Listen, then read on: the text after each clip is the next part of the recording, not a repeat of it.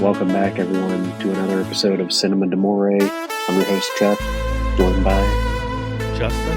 And this week we're talking about Memories, the anime film by Katsuhiro Otomo. He's the main director, though there are three individual stories. Is there a different director for each one, though? Yeah. Okay. Otomo did the third one, the Cannon Fodder, and he wrote the story for the first one, Magnetic Rose.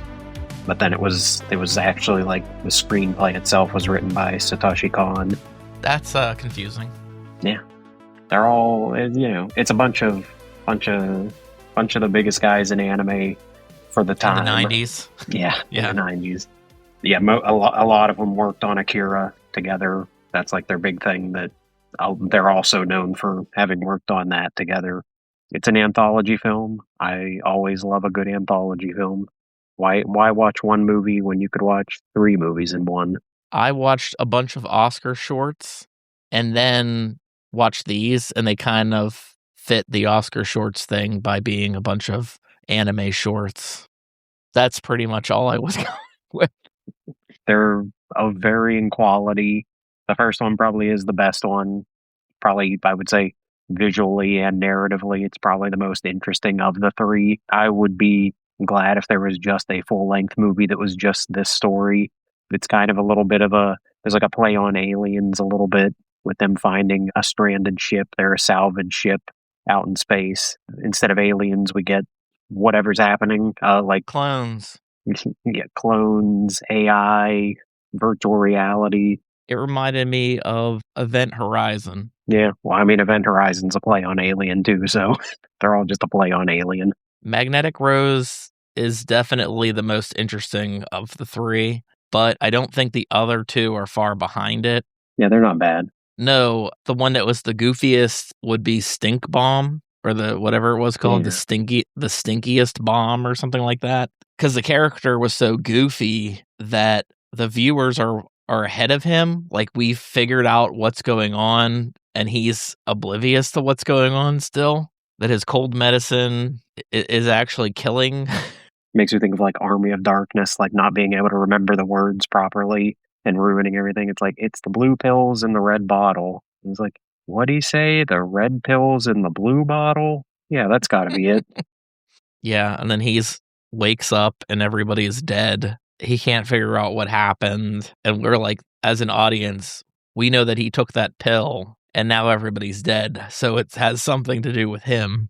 There's like, I almost feel like one key thing that you could have cut out of that second one to maybe make it slightly more interesting, which is cut out the part where his boss, the chief, like is storming in the room and he's like, who was in my office? Who touched the stuff on my desk? Because like as soon as he comes in and is like that, oh, he very clearly took something wrong. It's him that's killing everybody because of something that's happening. It's like almost if you cut out that one little section of him freaking out about somebody taking pills off of his desk, you might like get confused and not even register that it's him that's killing everyone. Like just cut straight to he takes the pills and then cut right to him waking up and everybody being dead and him being like, oh my God, I don't understand. Like, why is everyone dead? And just being told by that guy, you need to grab all the pills and the paperwork and bring it to Tokyo immediately. And there'd be a little bit more mystery to it. But because of that one part, yeah, you just immediately know it was the pill that he took and it's making something happen that kills everybody.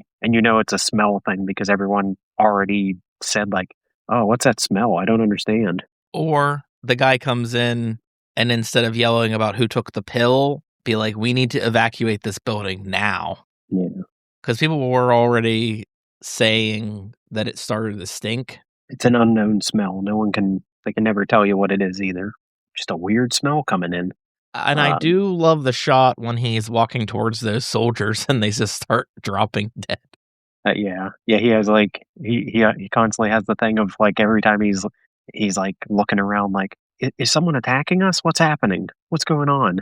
he just has this persistence of he won't give up bringing these papers. Like he's dedicated to finishing his job for the company. He's like, no, this is the most important thing in the world is to get these papers to my boss. I can't fail there. I gotta get them no matter what. Even when it's like helicopters crashing around him, people shooting him with bombs and mortars. It's like, no, I gotta get to Tokyo with my briefcase of papers and get it to these guys. And of course, in the end, it's of course it's the Americans that did it. They were the ones that were involved with the creation of this thing. There's two moments in that short. Like I said, the one is the boss coming in and freaking out because it kind of gives away that it's that guy that's killing everybody. And then I will say the end doesn't make any sense whatsoever. Like how we get to the end, the only thing we learn is the pills make a response where it acts on your like metabolism. Basically, the cloud of stink gets worse if he's super hungry or if he's exerting himself too much, like he's sweating it out. So they think the only way that they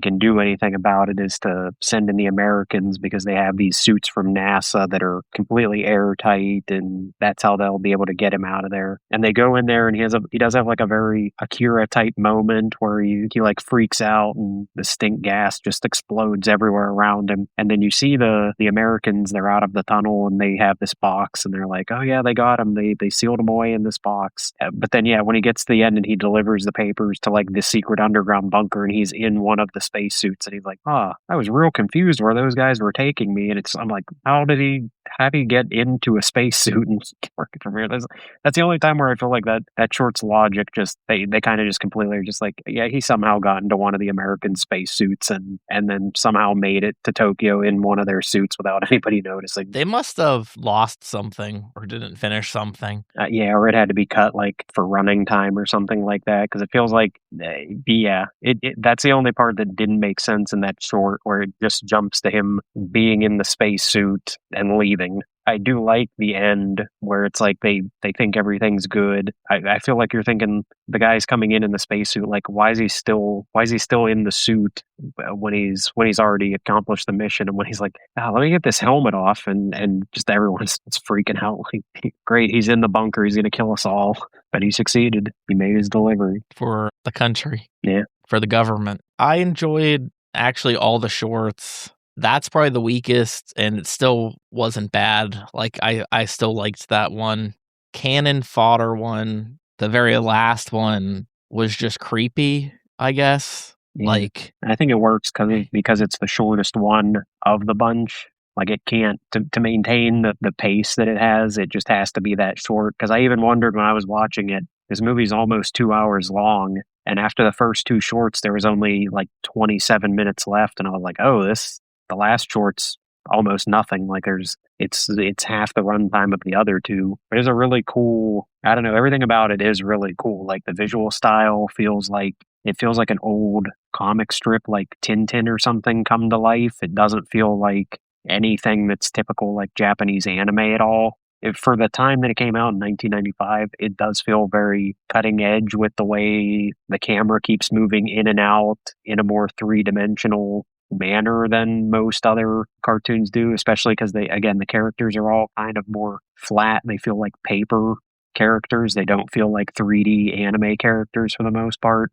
So yeah, the visual style of that one I thought was super cool too. They always liked to show all the angles of the character without leaving the character. Yeah. Yeah, everything. I mean, the whole thing feels like just one continuous shot of like a day in the life of this family in this weird militaristic, almost like World War II never ended for them type of world. And they don't answer any of the questions. Everything does feel super implied that you're supposed to take away from this. One of the things is that they're probably not actually fighting anybody. It's all just like a made up thing to keep everyone in line and be like, well, you all just have to obey everything because if you don't obey, then we'll lose the war. And if we lose the war, you all die and our nation will be destroyed. So they just going about their day building bombs and then launching them. And they just get the reports at the end of the day. It's like, oh yeah, we, Cannon 10 hit it twice, Cannon 3 hit it 4 times, and Cannon 18 hit it 5 times. Like, good job. We'll do it again tomorrow.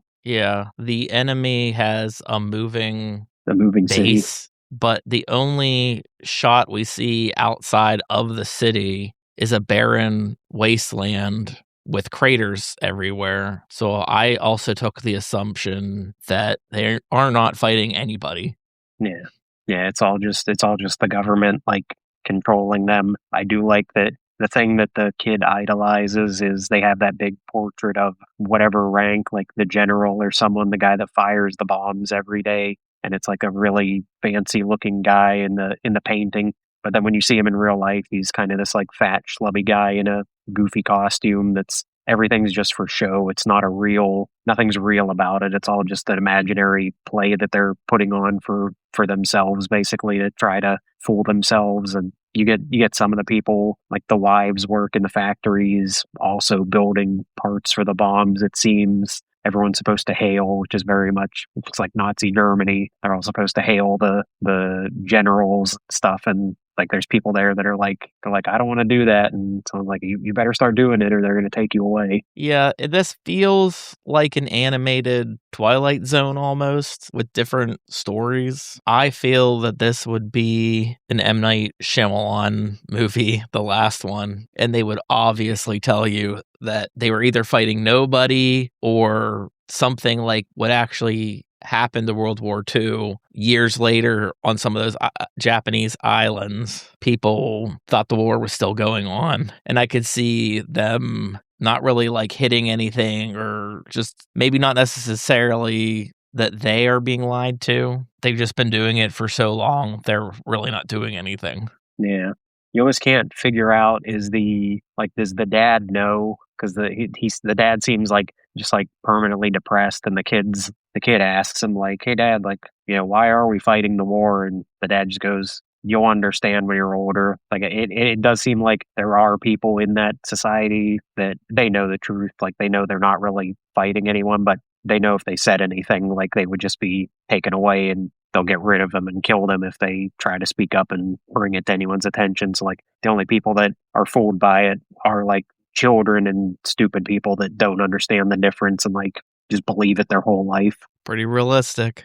Yeah. Yeah, maybe they are recording inside their homes too or something. Yeah, I think there's a little bit of like 1984 level. Like, yeah, I think they're probably constantly being watched and shown what to do. Even like their TV programming is like the Cannon family. So it's like their TV shows are literally just an image of themselves as like, yep, that's your typical Cannon family. The mom works in the factory, the dad makes the bombs, and the kid goes to bomb school. And it's scary because the kid's very much indoctrinated into that society where he wants the special helmet because the other kids have it. He's also drawing pictures of himself as one of the top ranking soldiers. He looks at the picture of whatever that guy's rank is. Again, the guy that actually fires the button for the bomb, and he's like, I want to be that guy. I don't want to be like my dad working in the factory. I want to be the cool guy that actually fires the cannon every day. Such a small detail, but I do love that when that guy does fire the cannon, it's not a button, it's a ripcord like he's starting a lawnmower. That animation is wild too. Yeah. Just all the detail. I think the longest scene is just watching them load a cannon and fire it. Yeah, to get the bomb ready. There's like 20 different stages to get the thing prepared. Because like I said, it does feel like it's more than anything, it's just a show for everybody. Like it's not, again, we know they're not actually firing at anybody, they're not actually hitting anyone, so it's you're just putting on a show for the people that work there to try to be like, see, look how serious this is. We had to do all this stuff. We had to get everything prepared. We had to call the general in so he could hit the button to fire it for us. This is an epic thing. I also love I guess I would call it set design, at least the setting, where all these homes have cannons on top of them. They're every which way, to the point that it doesn't really seem that it would be a good defense against enemies. Everybody just gotta have cannons everywhere. Man your home cannons. Yeah.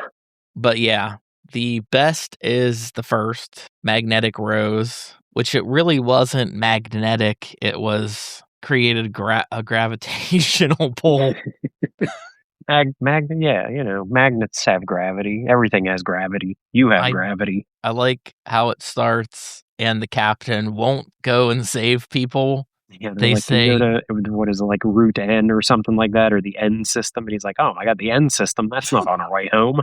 we just want to go home. Yeah, come on. But it's like, once there's like an official SOS call, it's like, oh, right, we have to go to that. If we don't go, if we don't answer the SOS call, we'll lose our license.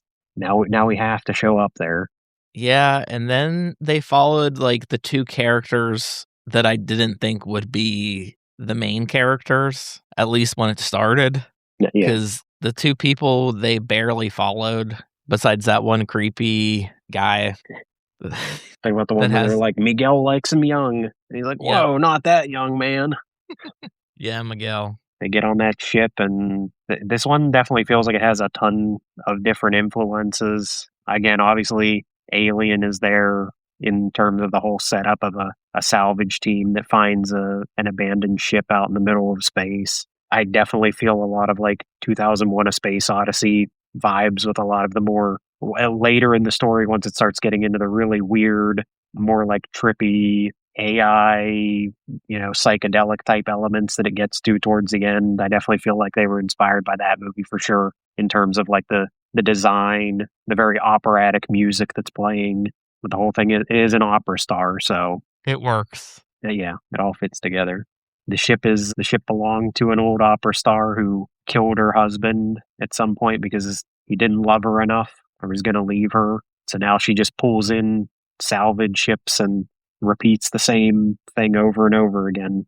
But she's dead, so... Also, the ship is doing it for her or something. It's like, sure, it does get a little vague. It's like, is it just that her consciousness is like uploaded into the ship itself in kind of like an AI fashion, so the ship keeps doing it for her? Because she's been dead for, I think, like hundreds of years or something like that. It's been a long time since she's been alive in this universe, but yeah, the ship like bad. Continues on for her.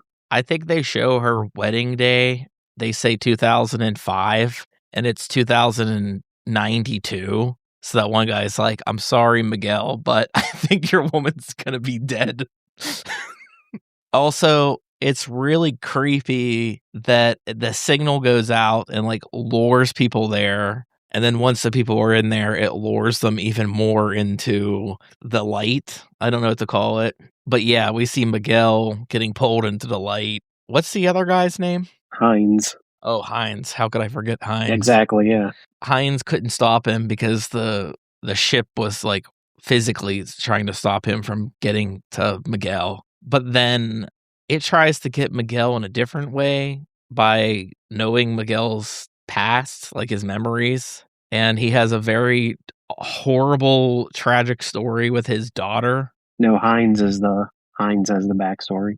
Let's talk about. I mean, after Miguel's dead, yeah, and the ship's trying to lure Hines into the light. It does it through a different method where it's still the opera singer. It's not his wife, it's the opera singer. But she's like, it's like I have your kid. Memories. Yeah, and his memory of his kid who tragically died because he was up on the roof fixing a wind, whatever that's called.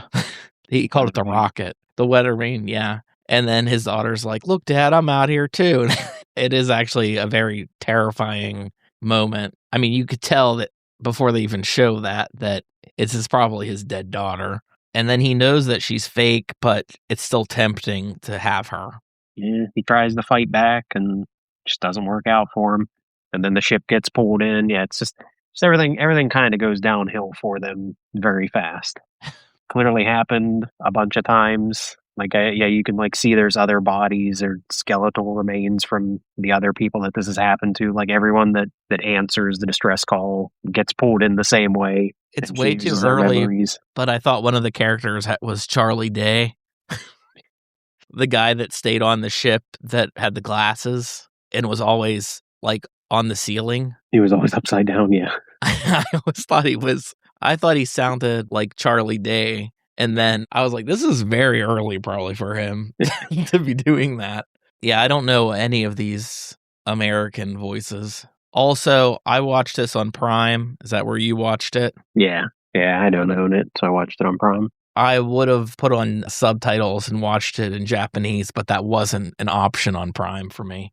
Unless there was another version there and I didn't click on it, like it was 2 separate versions. I didn't see any, so yeah, just a weird one where you only had. I mean, it was I guess I'll say a quality dub. Like there's ones you can tell the difference between like it's like this is bad. Like they didn't even try with this one. So this one I did the same thing when I first started it up. I was like, oh, it's in English. Is there no Japanese? And it didn't pop up, and I was like, oh, well, I guess I'm just gonna have to watch it like that. And I was like, it was at least not a bad dub or anything like that. And technically, 2 of the stories aren't specifically in Japan, so it didn't like necessarily feel weird to have them because in the first story they're definitely like multinational because the one guy's Ivanov, so he's like Russian. Heinz is probably supposed to be a German. Miguel is Spanish, Latino, and then the other guy I think's Japanese, Alshima. So it's like they're supposed to be different ethnicities anyway. The only one that's specifically explicitly Japan is Stink Bomb. But it has some Americans in it, so yeah, you're right. So there you go. It all works out. And then the third one's a fictional place, so they could speak whatever they want there. Yeah, I agree. Quality dub. It wasn't distracting. The voices matched up very well. Yeah. Did Sergio Leone do the voices for them? Yeah, whatever. Just as long as their lips match whatever they're saying. That sometimes doesn't even matter. Doesn't matter what the words are. As long as the lips match up, they'll believe it.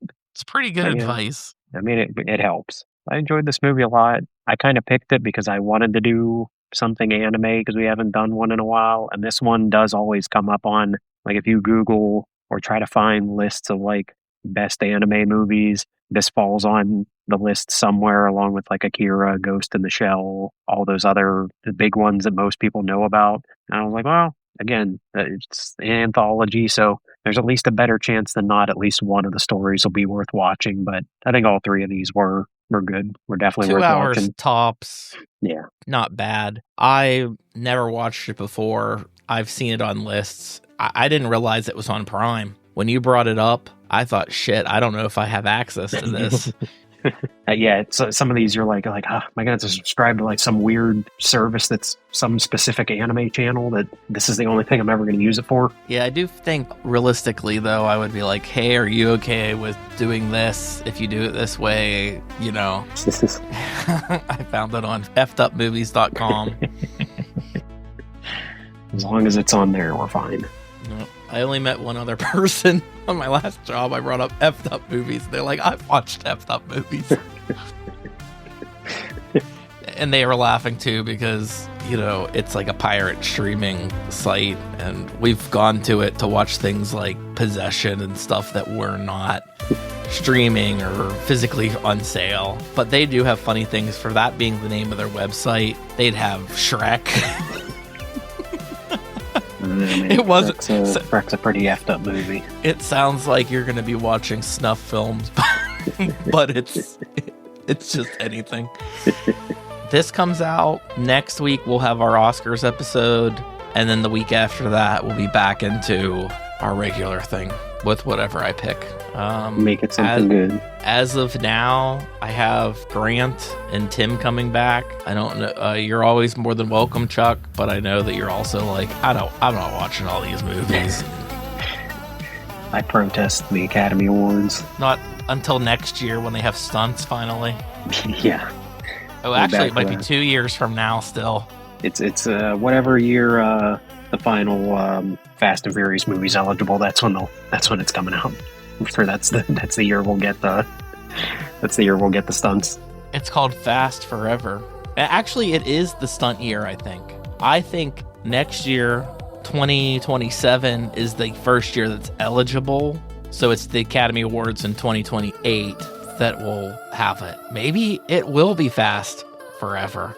Wouldn't that be funny? Of all the ones that use real stunts, they do stunts in the Fast movies, but a lot of it's CG and computer animated stuff. It's not like Tom Cruise. Like, if Tom Cruise doesn't get one, I would be shocked, because he's been trying to. It's got to be such a bummer that everything that he's done can't go towards these stunt roles. He'll get a Lifetime Achievement Award for stunts or something. for being a nut. But yeah, that's the plan, and I have no idea what my next pick's gonna be. I'm all over the place. Sometimes it's like new, sometimes I just want to revisit something, or I take a shot in the dark and say this looks pretty interesting, even though I haven't seen it. You can do anything you want. We will see you soon, and we appreciate you. Thanks for listening to our podcast. We're Cinema D'Amore. Follow us on Facebook and Twitter to stay up to date with news and information on upcoming episodes. Find us on Apple Podcasts, Google Podcasts, Podbean, Spotify, Amazon Music, Audible, Pandora, Alexa, or iHeartRadio. It would be greatly appreciated if you subscribe to our podcast on your platform of choice. We also appreciate feedback, so rate us, review us, and let us know what you think. And above all else, thank you for listening.